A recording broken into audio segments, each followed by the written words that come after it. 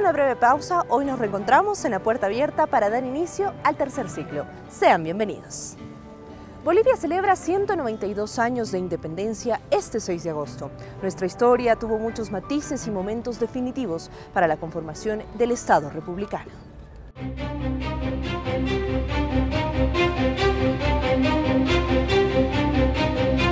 ¿Cómo nace Bolivia hace 192 años atrás? Tenemos que entender que antes, este mismo territorio era parte de la gran audiencia de Charcas, cuando América estaba dividida en virreinatos que respondían a las coronas europeas. Antes de la colonia, estaba poblado por imperios prósperos como el Inca, Azteca, Maya y diversos otros pueblos en toda su extensión. Desde un principio, la historia de América se caracterizaría por sometimiento a los pueblos indígenas, su explotación y exterminio. Llegaron los españoles y con tanta gente que había aquí, eran grupos originarios quienes habitaban. Entonces cuando ven a gente rubia, de ojos claros, totalmente diferente a ellos, entonces según ellos estaban recibiendo al dios Viracocha, los reciben majestuosamente, inclusive dice que a los caballos les iban poniendo, les iban decorando con elementos de plata. Entonces la historia, ¿no? La leyenda de que ellos se han dejado dominar no por el sentido de la guerra, sino simplemente porque ellos habían pensado que estaban recibiendo a su dios Viracocha.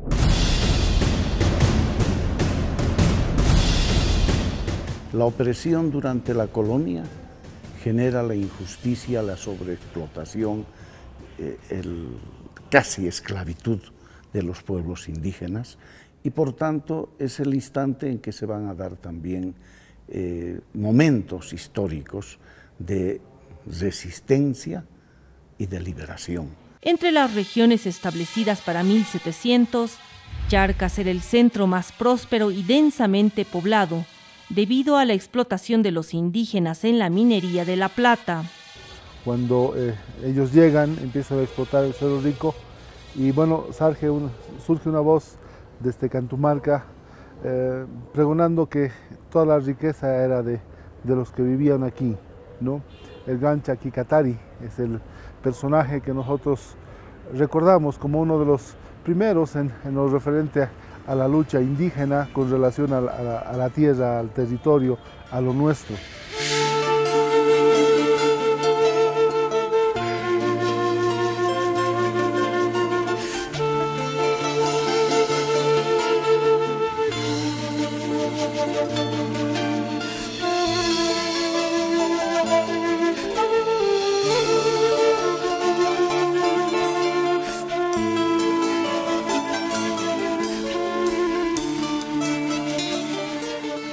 En 1780, una serie de revueltas indígenas y rebeliones mestizas empezaron a inquietar al virreinato del Perú y la audiencia de Charcas.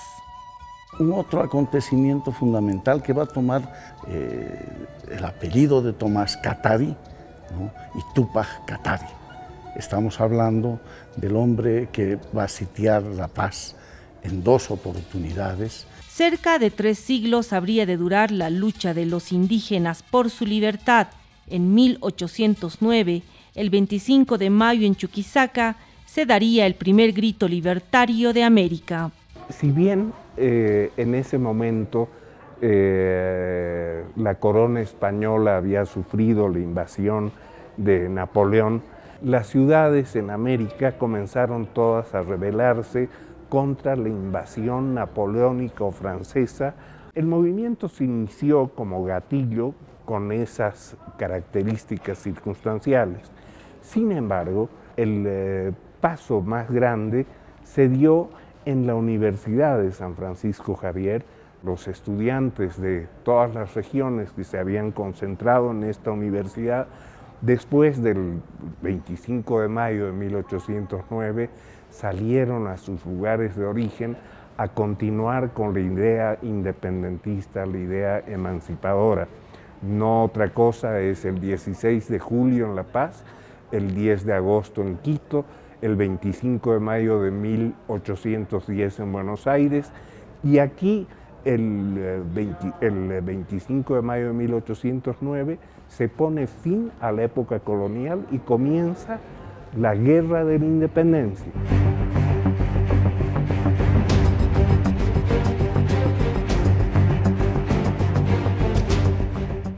Todo el proceso libertario, que duró una amplia movilización, donde quien lucha contra la colonia es principalmente el pueblo, y por ello que la última batalla del 1 de abril de 1825 en Tumusla es el acto constitutivo muy importante que le permite primero la derrota del ejército colonial y segundo, permite ya la convocatoria a la Asamblea Constituyente.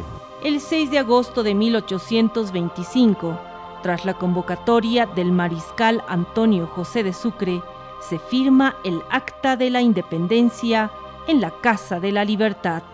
Y la fundación de la República permite que existan nuevos titulares, pero los titulares que asumen el poder político no son los titulares que luchan contra la estructura de la colonia, sino los que luchan contra los colonialistas que tienen la estructura de poder, porque ellos también eran considerados parte del poder. Por ejemplo, en Potosí había una pugna entre vicuñas y vascongados. Los vascongados eran los españoles y los vicuñas descendientes de los españoles o también relacionados con los que nacieron o los que vivían en Potosí. Por lo tanto, uno puede entender la dimensión de ese hecho, por eso que 1825 es el acto de fundación de la República, pero también la continuación de un nuevo neocolonialismo, porque hay una lógica y una visión neocolonial del poder.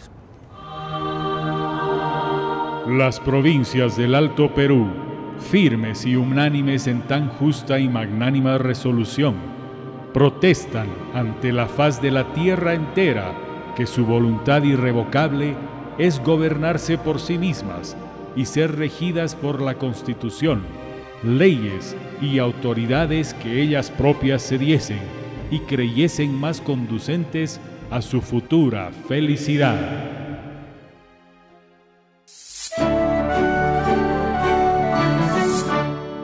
La República desde su fundación hereda una visión racista y excluyente. Las guerras y la explotación de nuestros recursos definen en el pueblo una mirada emancipadora.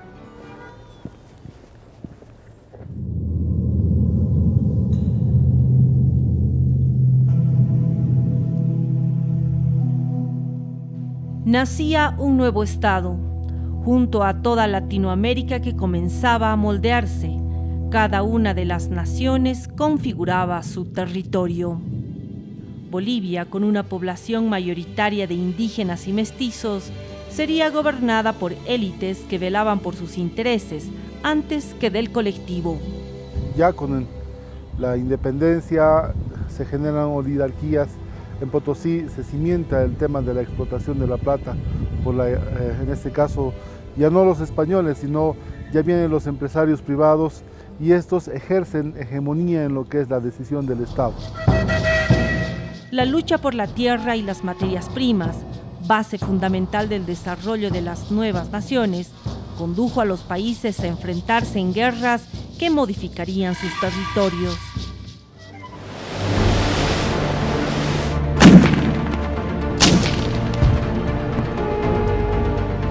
En la década de los años 50, la economía de Bolivia estaba debilitada. Tras la Guerra del Chaco, el país duplicó su población e inmensas extensiones de tierra estaban bajo dominio de terratenientes.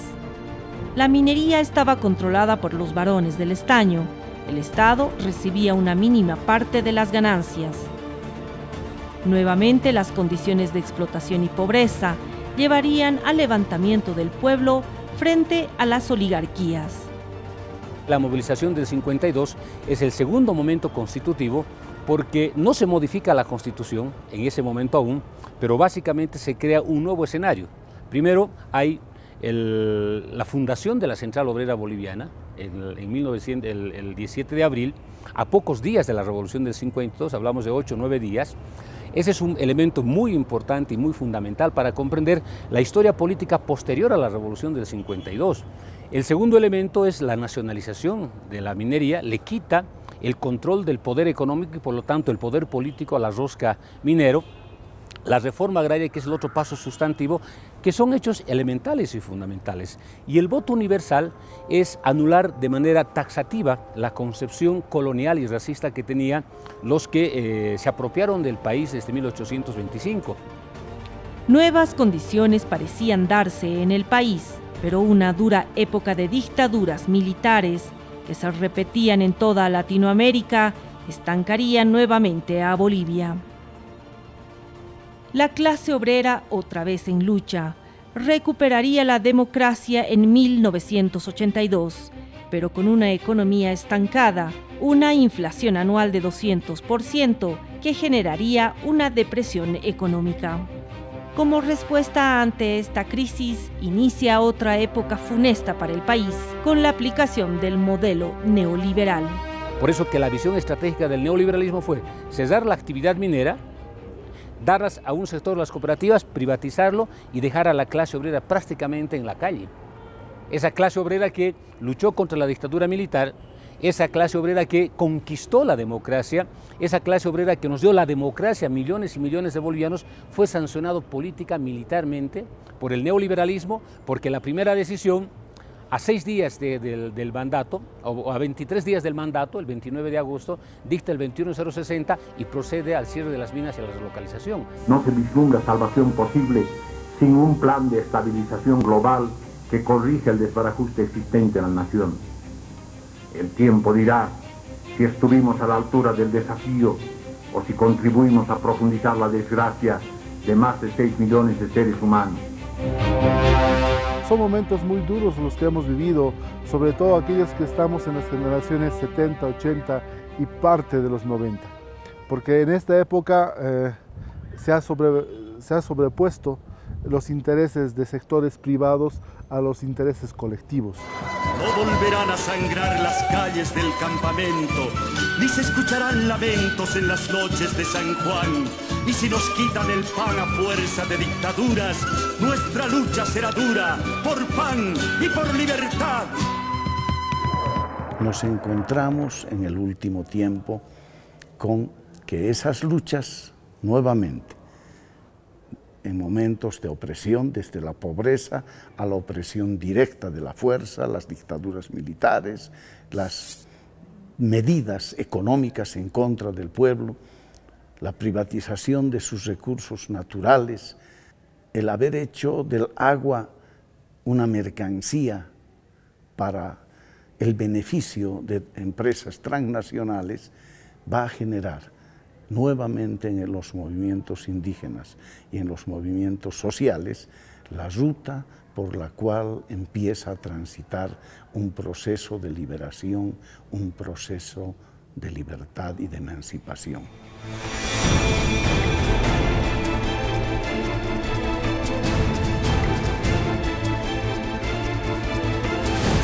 El pueblo retoma las luchas sociales para evitar la privatización de los recursos naturales, como el agua y la venta de gas por Chile a Estados Unidos.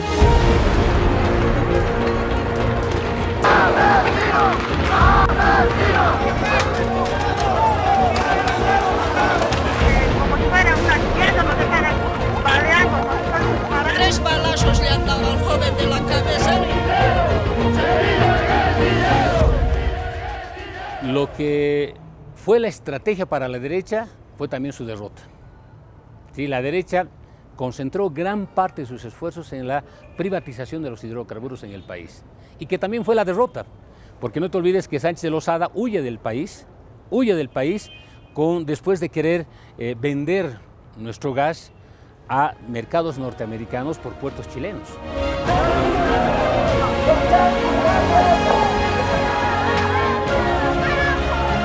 El Honorable Congreso Nacional resuelve aceptar la renuncia a la presidencia constitucional de la República presentada por el ciudadano Gonzalo Sánchez de Lozada. Entonces, no se puede olvidar estos elementos que dieron justamente fundamento y origen a las luchas libertarias de nuestro pueblo, que hacen posible la nueva realidad plurinacional que vivimos.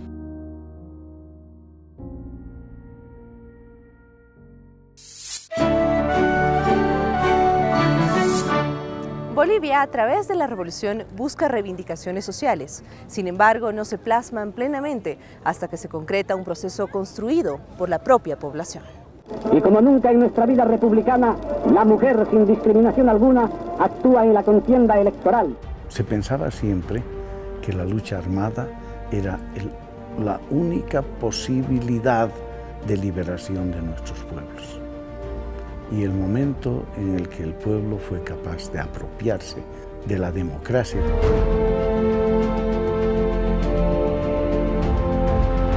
y en libertad ser capaz de elegir a sus representantes, es lo que nos ha permitido en democracia, ¿no?, una revolución que se ha denominado como la revolución democrática cultural.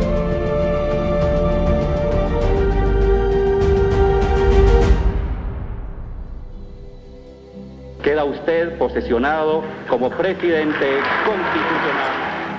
El nuevo proceso de cambio que vive Bolivia lleva consigo una fuerte carga emotiva, el cumplimiento de las reivindicaciones sociales planteadas desde el pueblo y para el pueblo, nacionalización, proceso constituyente, distribución equitativa de la riqueza.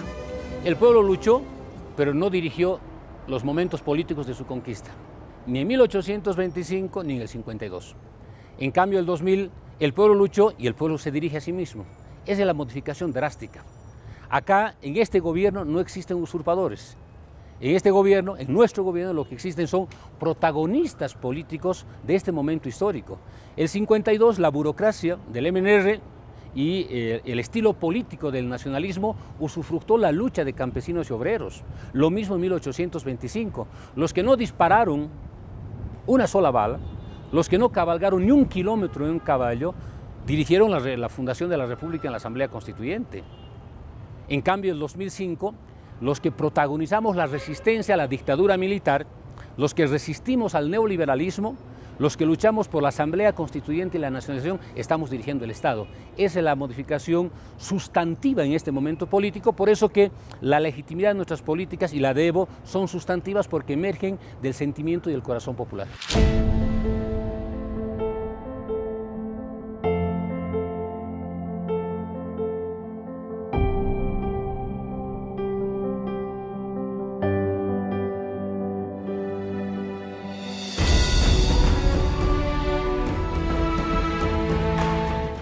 En este día histórico proclamo promulgada la nueva Constitución Política del Estado boliviano, la vigencia del Estado plurinacional unitario. En más de 180 años Bolivia no ha podido desarrollar, y en estos últimos 11 años el proceso ha llegado, digamos, a cambiar la filosofía del boliviano. Hoy vemos a un boliviano con identidad, tiene la capacidad de generar actividad productiva y piensa en el desarrollo.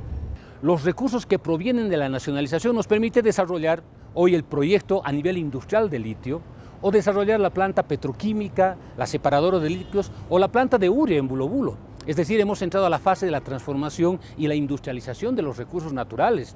Y no podemos hablar de soberanía si no somos un Estado capaz de producir lo que su sociedad necesita consumir. Entonces, por lo tanto, estamos generando una múltiple diversión que le está generando en el corto tiempo una estabilidad económica, una estabilidad política y una visión planificadora en el largo plazo. Un desarrollo que sea capaz de equilibrar los derechos de la madre tierra, que sea capaz de equilibrar las necesidades sociales y que sea capaz de incorporar las tecnologías del siglo XXI, la cibernética, la computación, todo esto que para nosotros es, digamos, esencial, pensando en un desarrollo armónico y en esto que nos decía Bolívar. El nuevo nombre, desarrollo, es el nuevo nombre de la libertad. Y hoy conmemorar este aniversario significa que estamos conmemorando bajo nuestra propia identidad y con un liderazgo que nació en el pueblo, que fue parido en el pueblo y que está desarrollando actividades en función de la estrategia, en función de los intereses de la integración continental.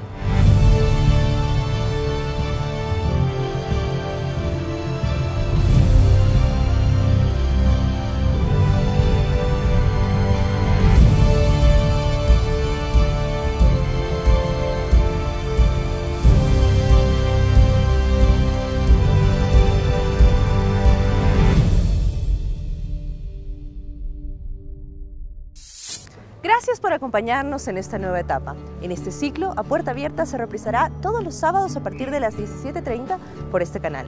No se olvide que también puede seguirnos a través de nuestras redes sociales. Hasta la próxima.